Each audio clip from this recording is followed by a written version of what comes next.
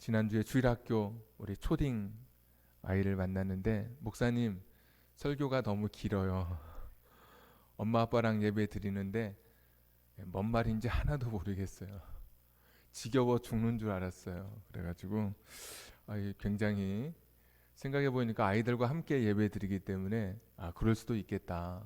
엄마는 아이들에게 자세를 바로 하라고 이야기할 테고 그 제게 말해줬던 아이는 아빠가 설교를 잘 듣고 또 성경 퀴즈를 그러니까 설교에 대한 퀴즈를 맞추면 무슨 선물을 주기로 약속했습니다. 그러니까 설교를 잘 들어야 되는데 목사님은 잘 모르는 이야기 계속 하시고 들어도 모르겠고 시간은 계속 길어지고 자기가 기억할 것은 많고 굉장히 힘들었겠다 그런 생각을 해보았습니다. 그래서 오늘 지난주 말씀의 사도행전 9장의 다비다 이야기인데 오늘 아빠가 그 초딩에게 그 딸에게 그 문제를 내줬으면 좋겠어요. 지난주 사도행전 9장에 나와 있었던 그 주인공의 이름이 무엇인지 답은 다비다인데 꼭 문제를 예배 끝나고 내주면 좋겠다 그런 생각을 해보았습니다. 영상이지만 아빠 내주실 거죠? 아마 내주리라고 생각을 합니다. 지난주 다비다 이야기는 사실 요즘 같으면 세상에 이런 일이 나올 만한 그런 이야기였습니다. 사람이 죽었는데 우리는 3일장을 치르지만 유대인들은 당일에 장례를 치릅니다. 근데 장례를 치르지 않고 다락에 뉘어놓습니다. 그리고 베드로를 부릅니다. 베드로가 왔을 때 그 죽었던 다비다가 평소에 가난한 사람들에게 베풀었던 겉옷과 속옷을 다 내어 보이면서 우리는 장례를 치르지 않겠습니다. 집단적으로 죽음에 저항하고 있습니다. 원래 가까운 사람이 세상을 떠나면 현실을 부정하고 싶으니까 그럴 수 있습니다. 그런데 베드로가 사람들을 다 나가게 하고 다비다에게 일어나라 라고 하는 것입니다.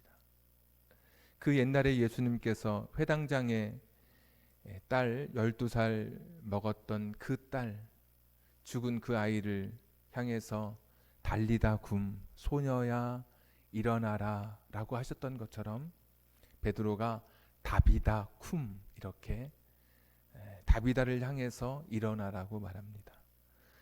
쿰은 일어나라고 하는 단어이고 달리다는 소녀야 라는 단어입니다. 그래서 달리다 쿰 하면 소녀야 일어나라. 그런데 다비다를 향해서는 다비다 쿰 다비다야 일어나라.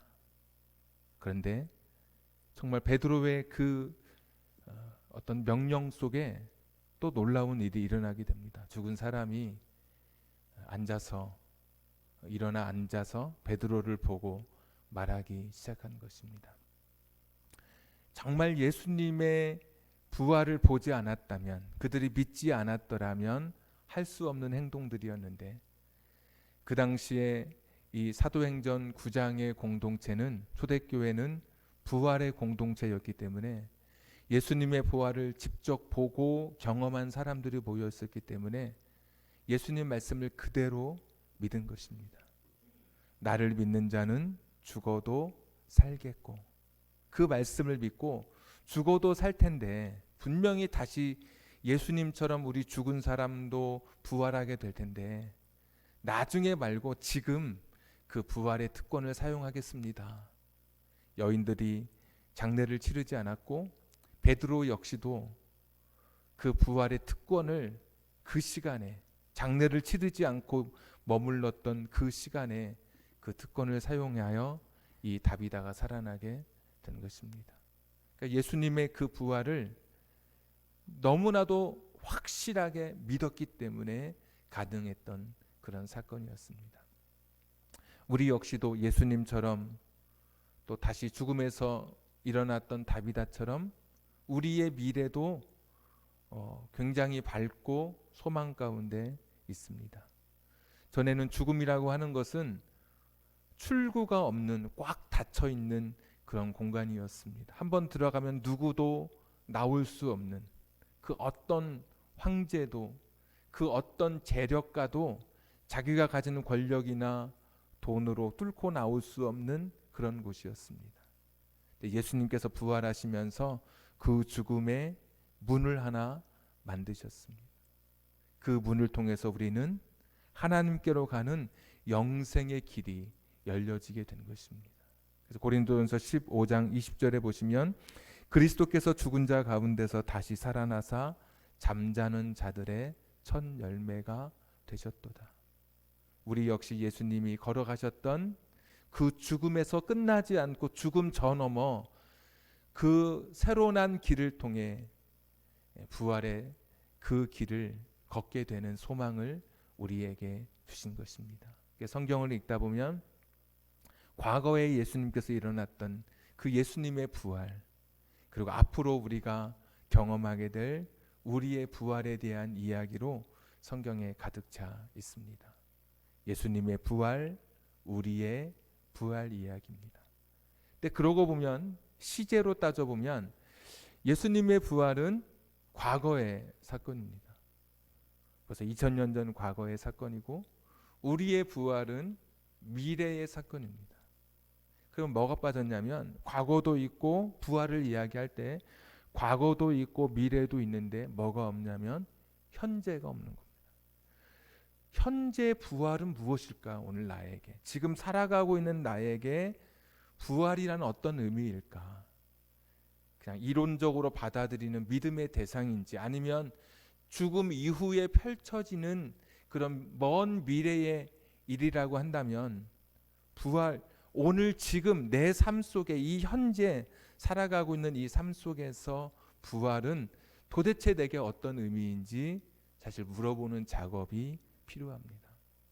단순하게 과거 또는 먼 미래의 것을 가지고 그것을 자꾸 되새기고 기억하는 것이 부활의 이야기의 전부가 아니라 오늘 현재, 이 현재 시제로 이 현재의 부활은 내게 어떤 의미인지 우리가 살펴보는 것이 필요한 것이죠. 그것이 오늘 우리의 지난주에 부활주일을 가졌지만 매 주일을 작은 부활절로 지키는 우리들에게 꼭 필요한 그런 작업이고 우리가 부딪혀서 도전해야 될 그런 영역이라고 생각합니다. 오늘 말씀 한번 6장 13절에 보시면 여러분의 몸을 불의를 행하는 도구로 죄에게 내어주지 말고 죽은 자들 가운데에서 살아난 자들답게 이렇게 이야기하고 있죠. 그러니까 죽은 자들 가운데서 살아난 자들답게. 이게 쉬운 성경이 좀 더 쉽기 때문에 제가 오늘 여러분에게 쉬운 성경을 설명해 드렸는데 죽은 자들 가운데에서 살아난 자들답게 살아라라는 그런 말씀입니다. 그러니까 먼 미래에 죽고 나서 다시 살아라가 아니고 지금 현재 죽은 자들 가운데서 다시 살아난 자들처럼 그렇게 의를 행하는 하나님의 도구로 쓰임 받으며 살아라라고 이야기합니다. 그러니까 오늘도 이 다시 살아나는 이 이야기를 성경은 현재 시제로 지금도 이야기하고 있지 먼 미래에 일어날 사건으로 말씀하고 있지 않아요.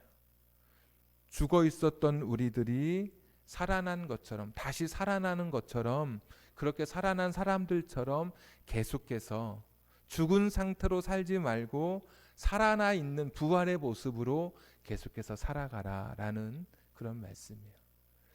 그러니까 죽는다, 다시 살아난다 이것이 두 가지 그런 그 헬라어 당시에는 용법이 두 가지 용법인데 우리는 잘 사용하지 않기 때문에 우리의 언어 체계로는 잘 이해되지 않지만 여기 이 성경 시대의 사람들은 그것을 다 이해했고 충분히 그런 문화권 속에 있었습니다. 가령 이런 겁니다. 죽음이라고 하는 한 단어, 네크로스라고 하는 한 단어가 있다면 명사형으로 쓸 때는 그냥 시체, 시신이에요. 근데 그것이 형용사로 사용이 되면 죽어 있는 그런 의미인데 약간 은유적으로 사용이 돼요. 가령 이런 거예요.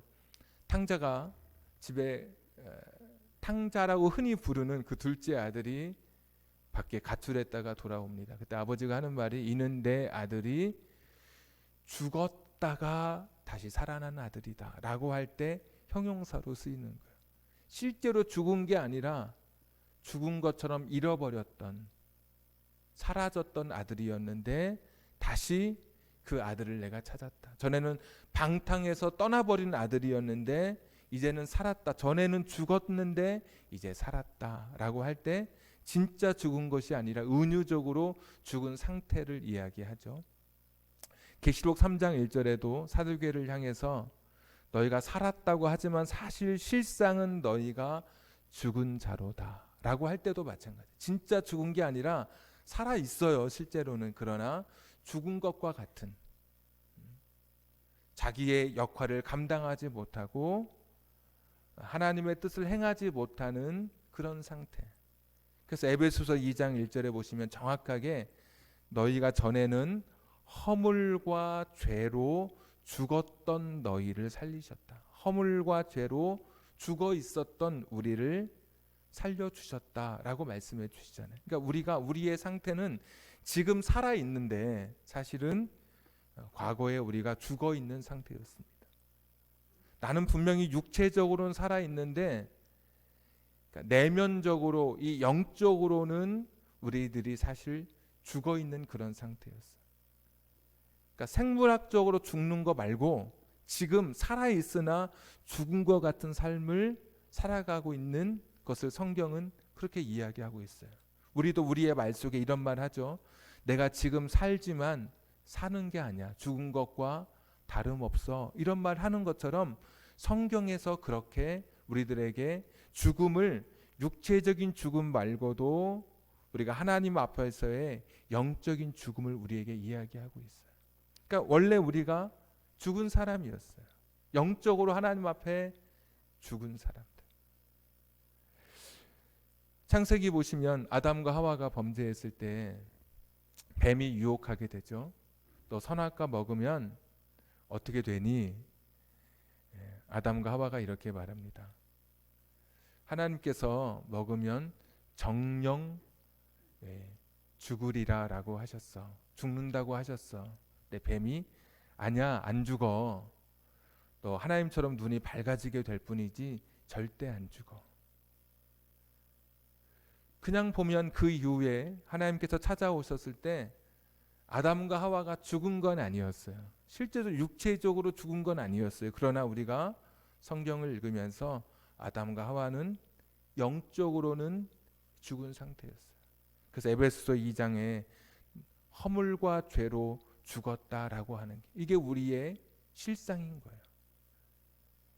그러니까 오늘 로마서 6장 13절에 나오는 이 죄로 죽었던, 죽어 있었던 죽은 자들 가운데서 살아난 자들답게라고 할 때 죽은 자 가운데는 미래에 우리가 실제로 육체적으로 죽고 살아난 이야기가 아니라 과거의 죄로 인해서 아담과 하와의 그 죄로부터 시작돼서 죄와 허물로 죽었던 우리가, 실제로 죽은 건 아니지만 이는 죽었다가 다시 살아난 내 아들이야 라고 할 때처럼 내가 육체적으로 죽은 건 아니지만 내 영혼이 죽어있던 나였지만 예수님의 십자가 부활로, 십자가의 고난과 빈 무덤의 부활로 죽어있던 우리가 새로운 생명을 얻게 된 거예요. 그래서 오늘 로마서 6장 13절은 죽은 자들 가운데서, 그렇게 죄와 허물로 죽어있던 자들 가운데서 살아난 자들답게 그렇게 살아라. 이것이 부활의 현재적 명령이고 오늘 현재를 살아가는, 부활의 증인으로 살아가는 우리의 삶의 모습이어야 해요. 그러니까 단순히 과거의 예수님의 역사적 사실, 부활의 사건을 기억하는 것으로 오늘 내가 부활의 삶을 살아가는 게 아니에요. 먼 미래에 앞으로 언젠가 이루어질 그 미래의 부활의 소망을 가지고 있는 것만으로 내가 부활의 신앙을 가지고 있는 게 아니에요. 부활의 신앙은 내가 죽어 있는 사람으로부터 시작하는 거예요. 나는 죽은 사람이에요. 실제로 죽은 건 아니에요. 사대교회처럼 네가 살았다고 하지만 너는 죽은 자야 라는 것처럼 나는 원래부터 죄로 인해서 나의 정욕으로 인해 나는 원래부터 하나님 앞에 죽어 있었던 그런 사람이에요. 예수님께서 우리의 죄를 다 대신 짊어지시고 부활의 첫 열매가 되심으로, 부활하심으로 우리도 죽은 자 가운데서 다시 예수님처럼 살아난 사람들이 됐어요. 로마서 6장 13절에 오기 전에 로마서 6장 1절부터 12절의 이야기가 그런 내용의 요약이에요. 우리가 죽어 있었지만 예수님과 함께 다시 살아나게 됐어요. 그러면 그렇게 살아난 사람들처럼 살아난 자들답게 계속해서 살아가야 되는 거예요. 내가 과거에 죽어 있었던 사람들처럼 그렇게 영적으로 죽은 모습으로, 죄인의 모습으로 계속 살아가는 것은 부활신앙을 가진 사람의 모습이 아니에요. 내가 예수님의 부활을 믿고 그 부활을 내가 신앙하고 있다면, 간직하고 있다면 나는 살아난 자들, 그 죄와 죽음에서 살아난 자처럼 그렇게 우리가 의의 도구로 하나님 앞에 내 삶을 드리는 것, 이것이 부활 신앙이라고 말씀해 주시고 있어요. 우리의 몸을, 내 눈, 코, 입, 손, 발, 이런 모든 몸이 의의 병기, 하나님의 정의, 하나님의 공의를 실천하는 도구로, 연장으로 사용될 수 있도록 그렇게 내가 살아가는 것이 부활의 현재적 삶이에요. 조금 더 말씀을 좀 풀자면, 오늘 내가 부활을, 내가 이 현재의 부활 신앙을 가지고 있다고 하는 것은 과거에 죽어 있던 내 모습이 아니라 내가 거기에서 다시 예수님의 부활을 통해 나도 과거의 죄를 다 씻어버리고 살아난 사람이 된 거예요. 그러면 그렇게 나는 날마다 나의 죽음을 내가 인정하고 나의 그런 죄성을 내가 고백하고 하나님 앞에 이제는 의로운 사람으로 날마다 과거의 죄로부터 내가 이겨내고 다시 내가 예수 그리스도 안에서, 하나님 안에서 다시 날마다 내가 살아가는, 내가 부활의 증인으로 날마다 내 자신이 일어나는, 부활의 의미가 다시 재기한다는 의미가 있는데, 넘어졌던 내가 다시 재기하는, 다시 일어서는 이런 삶이 오늘 우리가 부활주의를 겪으면서 날마다 우리가 부활의 증인으로 살아가야 하는 삶의 모습인 거예요. 어떤 분은 그래요. 내가 죄 가운데 살아요. 예수 믿으면서도, 교회 다니면서도 의인의 길에 서지 않고 죄인의 길에 서요. 악인, 오만한 자와 늘 함께 해요. 그러면서 뭐라고 말하냐면 나는 안 죽었어 라고 이야기하는 거예요. 그렇게 살면 내가 죽은 자인 것을 고백해야 되는데, 허물과 죄로 죽어 있는 사람인 것을 내가 깨달아야 되는데, 여전히 죄 가운데 살면서 나는 안 죽었어, 나 살아있잖아, 나 떵떵거리며 잘 살잖아, 그렇게 이야기하는 거예요. 이 사람은 누구의 이야기를 듣고 있냐? 뱀의 이야기를 듣고 있는 거예요. 너 안 죽어, 너 하나님 무시해도, 하나님 말씀에 불순종해도 너 안 죽을 거야. 이런 사람은 사탄의 이야기에 지금 귀 기울이고 있는 사람. 하나님께서는 너가 불순종하면, 너가 여전히 죄 가운데 머물면 너와 나는 끊어지게 되어 있어. 너는 영적으로 죽을 수밖에 없어. 내가 지금 살아있다고 여러분, 우리가 살아있는 게 아니에요. 살아는 있죠. 그러나 하나님 앞에 정말 내가 살아있는 사람인지, 너는 살았다고 하지만 너는 실상 죽은 자야. 사대교회 하신 말씀처럼 정말 나는 이렇게 육체를 가지고 오늘도 걸어서 교회 오기도 하고, 또는 내가 핸드폰을 켜서 예배에 참석하기도 하고, TV를 보면서 예배하기도 하고, 끝나고 어떤 오후에 어떤 일을 계획하고 살아있지만 정말 내가 하나님 앞에 살아있는 사람인지, 아니면 나는 여전히 죄 가운데 죽어있는 사람인지 늘 내 자신을 돌이켜보는 거예요. 내가 죽어있구나. 내가 지금 살아있지만 돈도 있고 지위도 있지만 하나님 말씀을 들어보니까 뱀의 이야기가 아니라 하나님 말씀을 들어보니까 나는 죽은 사람이구나. 그러면 뭐 해야 돼요? 다시 내가 그리스도의 부활을 붙들고 다시 내 자신이 하나님 안에서 살아나야 되는 거예요. 나를 다시 살려내야 되는 거예요.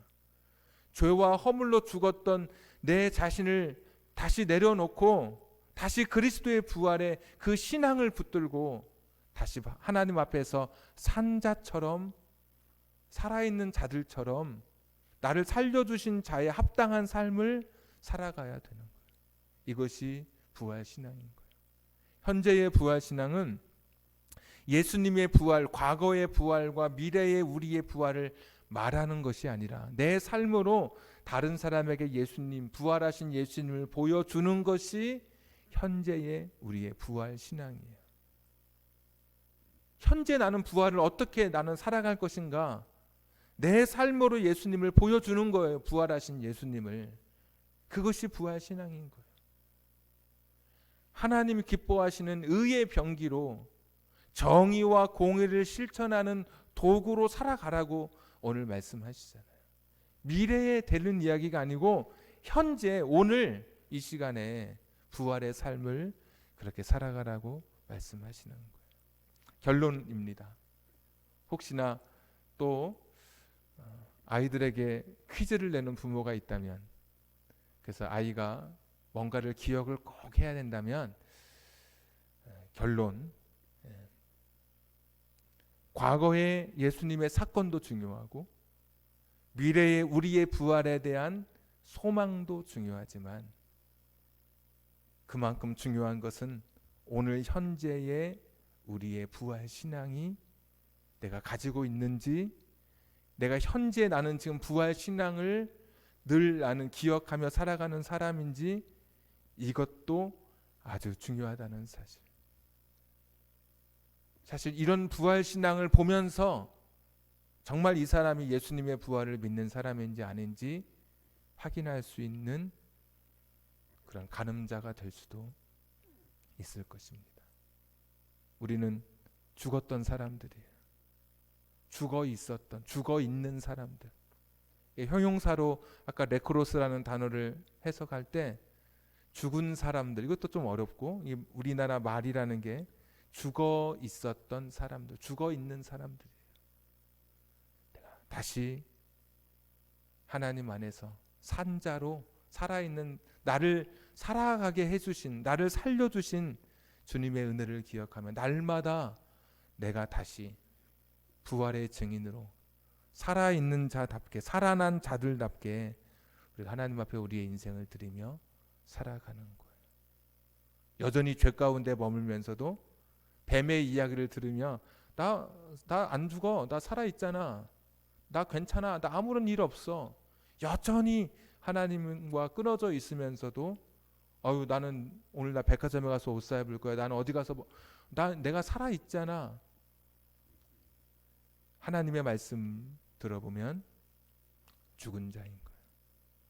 지금도 내 자신이 죽어 있는 사람인지 우리 자신들을 돌아보면서 하나님의 음성에 귀 기울이면서 날마다 내 삶 속에 이 현재의 부활의 삶이 필요한 거예요. 내가 죽었던 내가 다시 살아나고 다시 살아나고 다시 살아나서 하나님의 의의 도구로, 의의 병기로, 의의 무기로 정의와 공의를 실천하는 하나님의 사람으로 오늘 기도할 때처럼 긍휼을 베풀고 선의를 베풀고 친절하고 관대하고 흔들리지 않고 죄에 넘어서지 않고 사람 차별하지 않고 살아가는 이런 공의와 정의의 삶을 날마다 내가 살아가는 것이 부활의 삶인 거예요. 오늘 이 부활의 현재의 삶이 여러분 가운데 넘치기를 주님의 이름으로 축복합니다. 우리 한번 같이 시간 한 1분 정도만 과거의 부활의 사건을 기억하는 것도 중요하고 미래의 우리의 부활의 소망을 가지는 것도 중요하지만 현재 나는 지금 부활을 늘 경험하며 나는 날마다 이 부활의 신앙을 가지며 살아가는지 우리 자신들 돌아보면서 같이 한번 기도하겠습니다.